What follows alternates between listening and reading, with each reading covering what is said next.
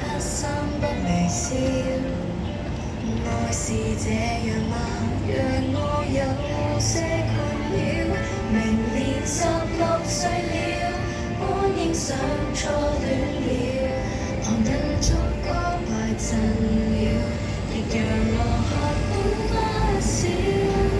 每天有人失戀，至少我未失戀，未有初戀情人忐忑入面，還未吻，原來也有些優點。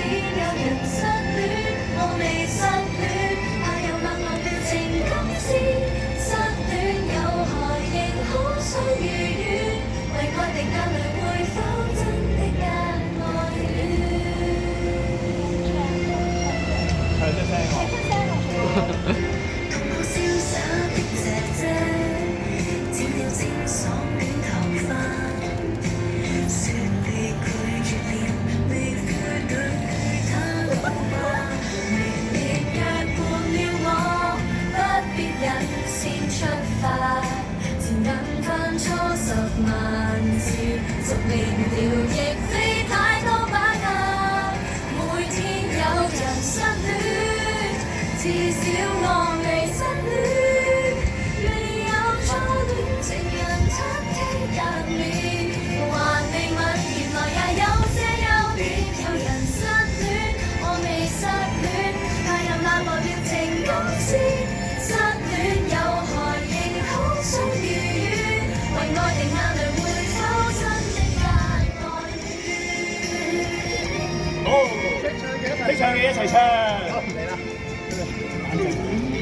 加對界。好，還在説笑，跟初戀多麼遠，但心裏面常在計算，提前及直被愛那些風險。每天有人失戀，我怎去被失戀？若遇上初戀情人，怎麼去部署，才能夠纏綿到永保新鮮？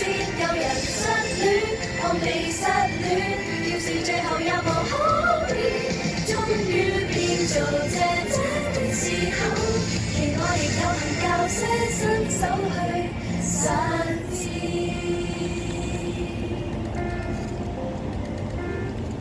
望見他燈別也在旁。